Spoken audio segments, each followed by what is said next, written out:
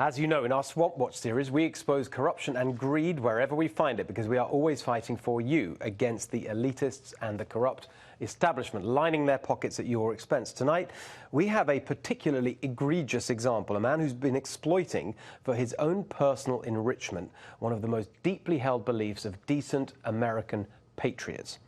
The NRA's CEO, Wayne LaPierre, is tonight's Swamp Watch.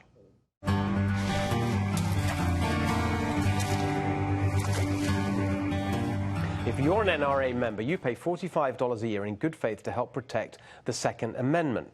But it turns out you're also funding a lavish, elitist lifestyle for Wayne LaPierre. In February 2018, while the nation was mourning the Parkland shooting victims, Wayne LaPierre was house shopping. He reportedly told those around him that in the wake of the massacre, he worried for his safety and needed a more secure home. By more secure, he apparently meant bigger.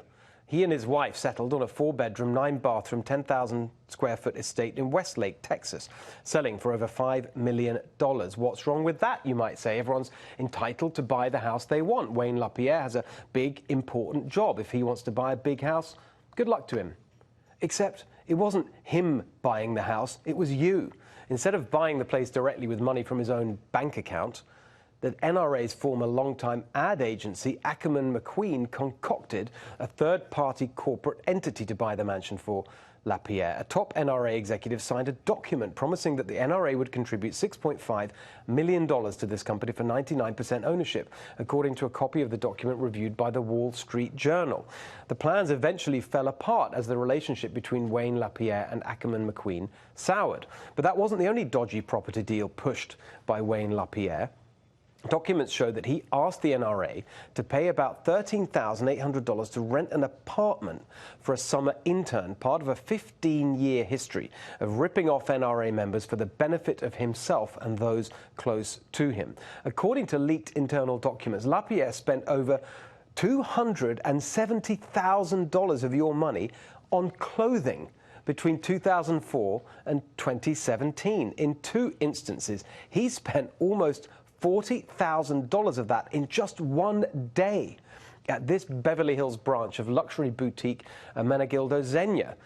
And a new report revealed that tens of thousands of dollars worth of NRA donor funds were used on flights and luxury hotel stays for hair and makeup artists for Wayne LaPierre's wife as they traveled with her for events, because apparently those are the only 2 stylists in the whole country capable of doing the job. And why shouldn't your NRA dues pay for Wayne LaPierre's wife's beauty entourage? What's that line? Because she's worth it. LaPierre also racked up charges of more than $250,000, that's $250,000 in luxury travel and rent costs, with nearly $70,000 of that on a trip to the Bahamas soon after the Sandy Hook shooting. He made NRA members pay for a trip to Italy and Budapest in 2014, including $6,500 at the Four Seasons Hotel. I've been to that hotel. It's lovely. But Mr. LaPierre, there are other countries and other hotels you can stay at if you want to protect the Second Amendment. Try the Hyatt in Washington, D.C. It's a short walk to places like the United States Congress and the Supreme Court, where Americans' gun rights are actually decided, not Budapest or even Lake Como, where you billed NRA members $2,400 for a stay at this luxury retreat, the Casa Diva Resort. Not to mention $17,550 for an air charter, also known as a private jet, to get you from one to the other. Oh, and $18,300 for a car and driver at each end. Now, we reached out to the NRA for comments on all of this last week, and instead we got a letter from their lawyers. Among other things, they provided us with a statement from the NRA about Mr. LaPierre's lavish clothing expenses, saying, quote, "Over the years, Wayne had been advised by the NRA's external advertising professionals to invest in his professional wardrobe due to his numerous public and media appearances." $250,000, that is some investment. And all that extravagant travel, well, the NRA says all of it, quote, "involved donor outreach, fundraising and stakeholder engagement," because there sure are a lot of NRA donors and stakeholders in Budapest and Lake Como. Oh, and that $5+ million house, they were adamant that no NRA money was ultimately spent. Well, yeah, that's because the deal fell through, like we said.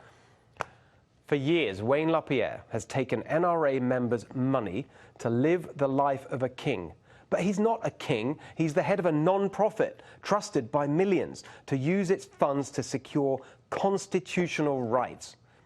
Wayne LaPierre is an odious little grifter, and it's time for him to go.